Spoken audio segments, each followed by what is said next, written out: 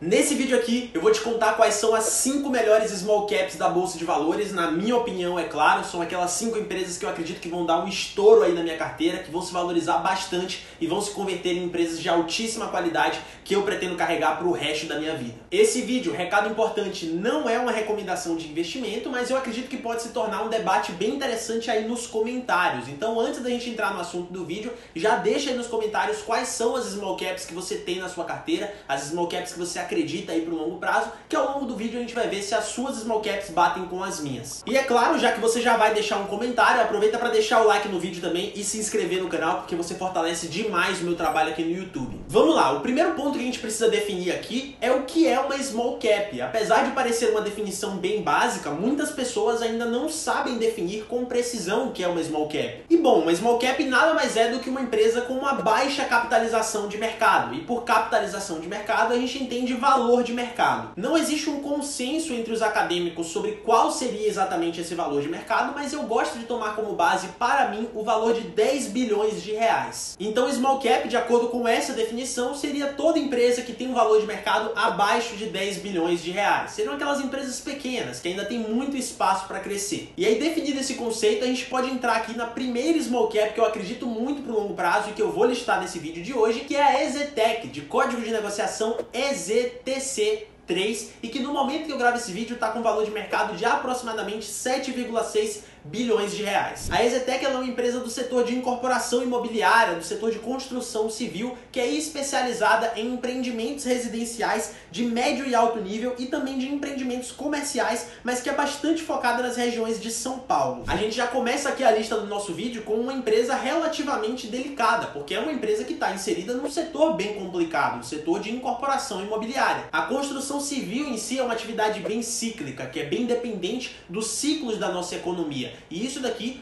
torna o investimento em EZTEC mais arriscado. É uma empresa que precisa fazer uma boa gestão para conseguir ser lucrativa, ser rentável em um cenário bem cíclico, em um cenário delicado como o de construção civil. As empresas de construção civil, no geral, elas ficam muito dependentes, muito presas a esses ciclos econômicos. Quando a gente tem uma economia ascendente, que as pessoas estão construindo muito, estão investindo muito em imóveis, as empresas de construção civil, elas têm bons resultados. Quando a gente tem uma economia desacelerada, que as pessoas não querem saber de imóveis, ninguém quer investir em um imóvel, ninguém compra um imóvel para morar praticamente, as empresas de construção civil têm ali os seus resultados piores. Então ela sofre com esse ciclo, né? Uma empresa que tem uma grande onda de resultados normalmente. Mas a EZTEC, ela consegue fazer um bom trabalho em um cenário complicado. Se tem uma empresa que faz um bom trabalho em um cenário complicado como o de construção civil, na minha opinião, essa empresa é a EZTEC. Então é por isso que eu gosto dela, por isso que ela está aqui na minha lista. Porque o segmento de construção civil, ele, apesar de delicado,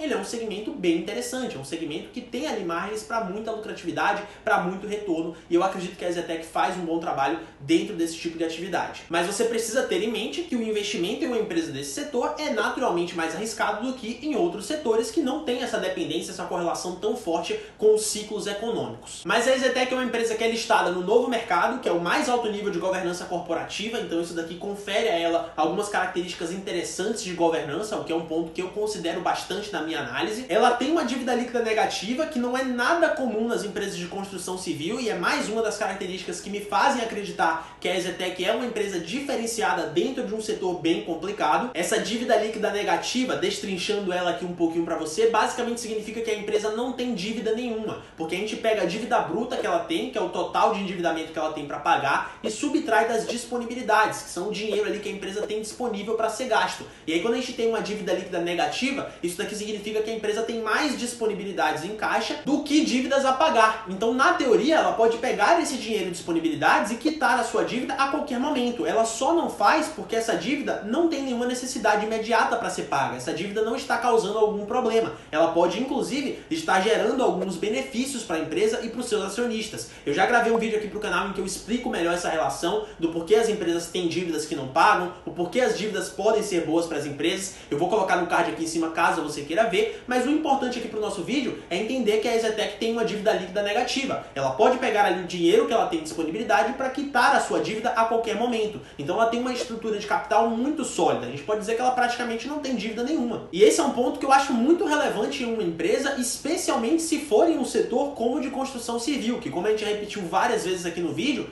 É um setor muito cíclico, que depende muito dos ciclos econômicos e bastante delicado, bastante complicado. Tem um histórico aí de falência de empresas bem severo, bem drástico, que amedronta muitas pessoas. E aí, para você ter uma noção da lucratividade da empresa, em 2020 a EZTEC reportou um lucro líquido de 415 milhões de reais, que foi um lucro líquido, inclusive, maior do que o que ela teve em 2019, mesmo a gente vivendo um período de pandemia no ano de 2020. Então, na minha opinião aqui, a EZTEC é uma empresa que é rentável, é lucrativa, tem boa governança corporativa e é pouco endividada. Se a gente quiser extrapolar esse último ponto, a gente pode dizer até que ela não tem endividamento nenhum, porque como a gente viu, a sua dívida líquida é negativa. Ela tem mais dinheiro em disponibilidade do que ela tem de dívida bruta, então ela pode quitar essa dívida a qualquer momento. E é por causa disso que ela ocupa aqui uma das posições do meu top 5 de melhores small caps. Lembrando aqui que o propósito desse vídeo não é ser uma análise completa e detalhada de cada empresa. Eu só vou listar aqui alguns pontos de destaque de cada uma que me chamam a atenção, como eu acabei de fazer com a EZTEC. E vamos partir aqui então para a segunda small cap da minha lista, que é a Arezzo, de código de negociação ARZZ3. A Arezzo é uma empresa do segmento de calçados que no momento que eu gravo esse vídeo está com um valor de mercado de aproximadamente 6,96 bilhões de reais. Se você for um homem, eu acredito que você provavelmente conhece a Arezzo, e se você for mulher, eu tenho certeza que você conhece a Arezzo. Mas para os desentendidos, ela é a líder no Brasil aqui no seu segmento e é dona de marcas bem famosas, como a própria Arezzo,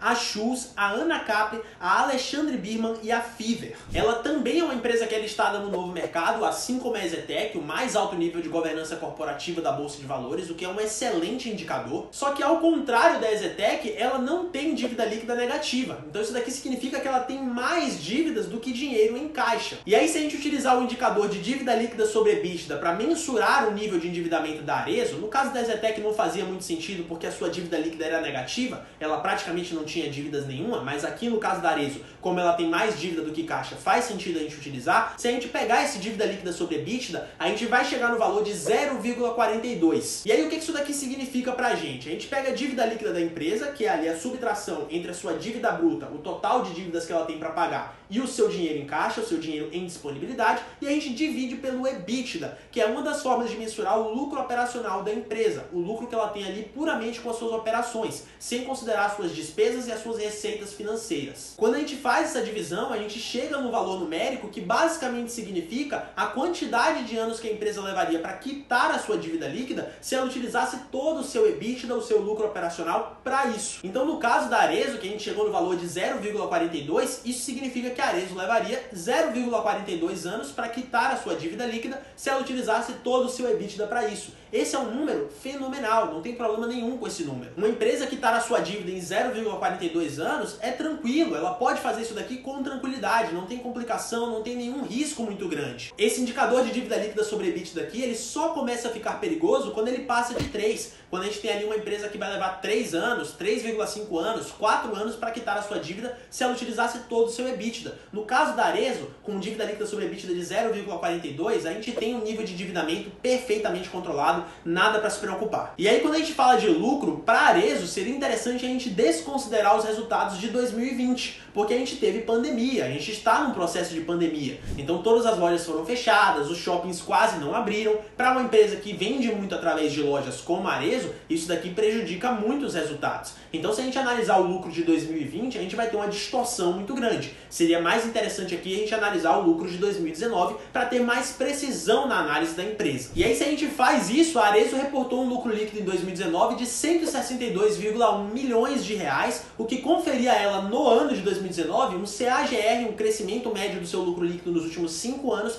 de aproximadamente 7,5%. Isso daqui basicamente significa que em 2019 a Arezzo estava crescendo ali nos últimos 5 anos em média 7,5% ao ano. Não é um crescimento aqui espantoso de 2 dígitos como muitas empresas têm, mas é um crescimento aí razoavelmente aceitável. E é por isso que eu gosto bastante da Arezzo também e que ela tá aqui no meu top 5 de melhores small caps da Bolsa de Valores. A terceira small cap que eu vou listar aqui no vídeo de hoje é a Fleury, de código de negociação FLRY3, e que no momento que eu gravo esse vídeo está com valor de mercado de aproximadamente 8,23 bilhões de reais. A Fleury, a depender de onde você mora, você também conhece, muito provavelmente. Ela é um laboratório de exames médicos bem famoso, é especializada ali em medicina diagnóstica e inserida no setor de saúde. Também é uma empresa listada no Novo Mercado, que é o mais alto nível de governança corporativa, um critério que eu dou muito valor nas minhas análises. E quando a gente pega o endividamento da Fleury, se a gente utilizar o mesmo indicador de dívida líquida sobre EBITDA que a gente utilizou na Arezzo, a gente chega no número de 1,03, o que significa que basicamente que a Fleury levaria um ano mais ou menos utilizando o seu EBITDA para pagar todas as suas dívidas. O que é claro, como a gente já comentou, é um nível de endividamento perfeitamente controlado, perfeitamente normal, não tem nenhum problema, nenhum grande risco aqui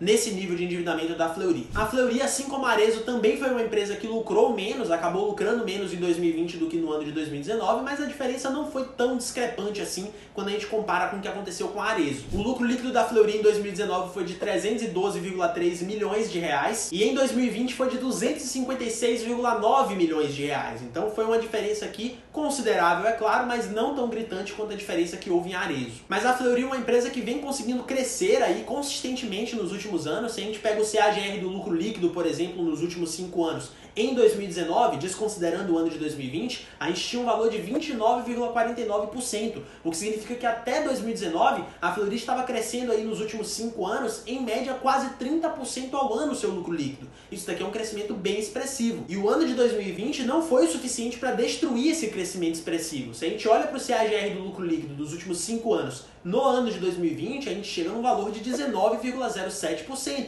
o que é bem considerável também. A Fleury vem crescendo aí quase 20% ao ano o seu lucro líquido. É um resultado muito interessante. Então é por isso que ela está aqui nessa lista, na minha humilde opinião, é uma das melhores small caps do Brasil. E aí, partindo para a quarta small cap do vídeo, eu vou colocar aqui nessa lista a Odontoprev, de código de negociação ODPV3, e no momento que eu gravo esse vídeo, um valor de mercado de aproximadamente 7,03 bilhões de reais. A Odontoprev é uma empresa aqui difícil de classificar, ela também pode ser classificada dentro do setor de saúde, assim como a Fleury, mas ela é melhor classificada, na minha humilde opinião, dentro do segmento de seguros, porque ela é uma seguradora. A Odontoprev é líder na América Latina em planos odontológicos. Então é uma empresa meio híbrida, né? Meio difícil de classificar. Algumas pessoas vão colocar ela dentro do setor de saúde, porque ela trabalha com odontologia, outras pessoas vão colocar dentro do segmento de seguros, porque ela é uma seguradora de planos odontológicos.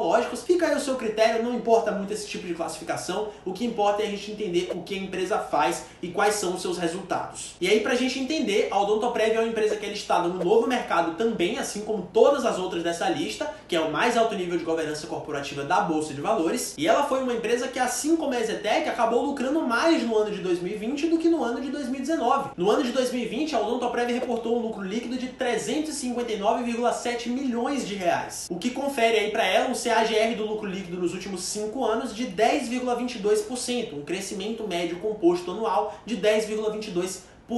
E esse lucro maior em 2020 do que em 2019 é bem fácil de explicar, né? A lógica das empresas seguradoras é mais ou menos a contrária das outras empresas do mercado. As outras empresas, elas ganham dinheiro conforme você consome seus produtos ou seus serviços. As seguradoras, como a Odontoprev, são o exato contrário. Elas ganham mais dinheiro se você usar menos os seus serviços, usar menos os seus produtos. Porque se você contrata um seguro e acaba não utilizando, pode ser qualquer um, tá? Pode ser o seguro odontológico da Odontoprev, ou então um de carro da Porto Seguro, qualquer um. Se você contrata um seguro e acaba não utilizando, a empresa não tem que te reembolsar o sinistro, que a gente chama. Então esse dinheiro acaba ficando integralmente com a empresa. E aí, no caso específico da Odontoprev, como a gente está vivendo uma pandemia e os serviços odontológicos no geral, eles não são de urgência, eles são mais de rotina, são aqueles mais de verificação, a maioria das pessoas acabou não indo para o dentista. Ninguém quer deitar numa mesa de dentista e ficar com a boca aberta meia hora para fazer uma revisão de aparelho dental, ou então ver ali se tem alguma cárie, uma coisa que pode ser facilmente adiada.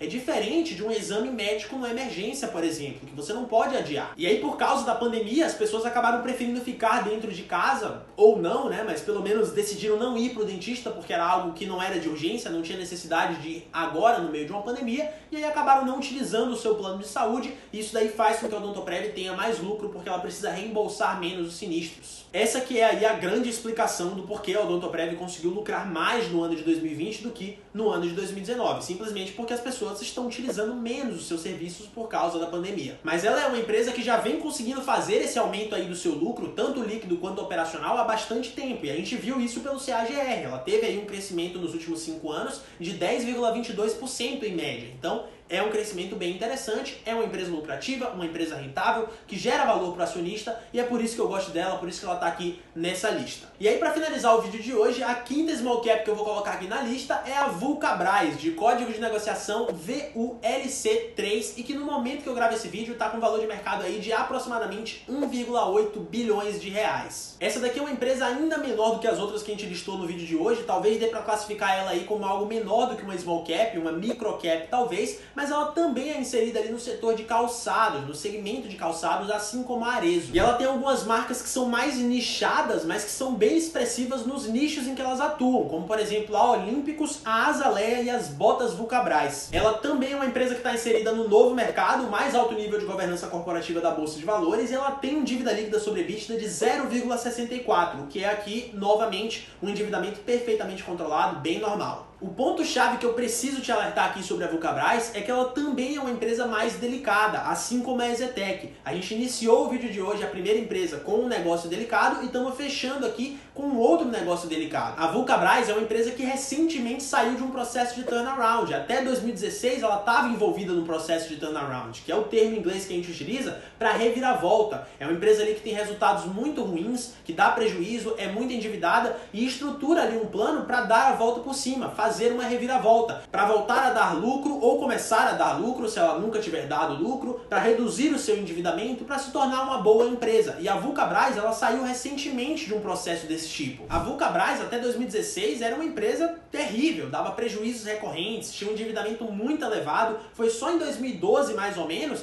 que ela começou ali a estruturar o seu plano de turnaround. E aí ela levou de 2012 até 2016 executando esse plano, arrumando a casa, ajeitando as suas operações, e só depois de 2016 que ela conseguiu fazer essa reviravolta, que voltou a dar lucro e reduziu o seu endividamento para um dívida líquida sobre EBITDA de 0,64, que, como a gente já viu, é um endividamento bem controlado. Mas o ponto é que essa situação da Vulcabras não é nem de longe algo definitivo, algo que não tem volta. Para uma empresa que estava até 2016 em uma situação bem ruim, dando prejuízos com muito endividamento, ainda existe um grande risco aí no longo prazo dela retornar para essa situação. Desde 2016 até agora, tirando o ano de 2020, que as empresas de calçados obviamente acabaram dando tropeço por causa da pandemia, mas desde 2016 até 2019, a Vulcabras está apresentando bons resultados, está melhorando, está se mostrando uma boa empresa. Mas isso não significa que isso daqui é permanente. Não tem como a gente saber para onde vão esses resultados atuais da Vulcabras. Eles podem se estabilizar por vários anos, eles podem continuar crescendo ou eles podem piorar. Então é uma empresa naturalmente mais arriscada porque é uma empresa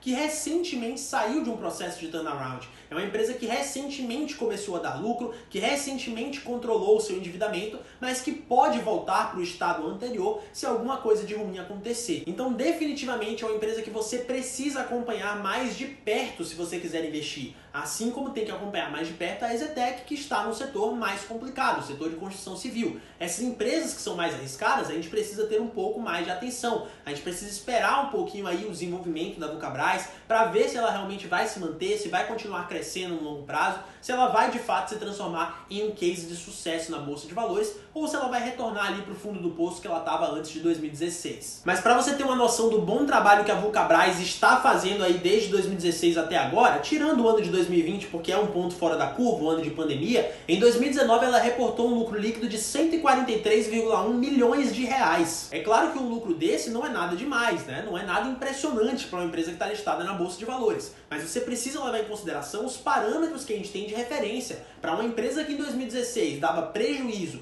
e tinha ali um endividamento muito elevado, em 2019, 3 anos depois, está dando 143 milhões de reais de lucro, é um salto muito importante, é algo muito positivo. Eu particularmente acredito que a gestão da Vulcabras tem sido muito eficiente aí nos últimos anos e tem tudo para continuar sendo eficiente nos próximos. mas não dá para negar que é um investimento mais arriscado, especialmente se a gente compara com seus pares de mercado, Arezzo e Grendene, que também estão inseridas no segmento de calçados. Então você não pode tirar isso daqui da sua mente. Investir em Vulcabras é mais arriscado, assim como investir em EZTEC é mais arriscado do que investir em outros tipos de empresas mais consolidadas, em setores mais sólidos. Bom, então se você gostou desse vídeo, eu queria te pedir aqui mais uma vez para deixar um like aí embaixo e se inscrever no canal no botão vermelho, se você ainda não tiver feito isso, é claro, porque você passa a receber as notificações dos meus próximos vídeos e também me deixa muito feliz. Você não tem nem noção de como eu fico feliz quando eu vejo que uma pessoa se inscreveu aqui de um vídeo que eu gravei. Aqui na descrição eu vou deixar todos os meus links, incluindo do meu Instagram. Todos os dias eu interajo demais por lá, posto muito conteúdo, então começa a me seguir por lá também, que eu tenho certeza que você não vai se arrepender. E não esquece de deixar aqui nos comentários também quais são as small caps que você tem na sua carteira, quais são as small caps que você acredita aí pro longo prazo. Para finalizar, aqui na tela agora eu vou estar colocando um outro vídeo que eu já gravei pro canal sobre ações, muito interessante também, com muito conteúdo de valor, que é a minha recomendação para você assistir na sequência. Eu sou o João Marinho, esse daqui é o Diário do Milhão e eu vejo você no próximo vídeo.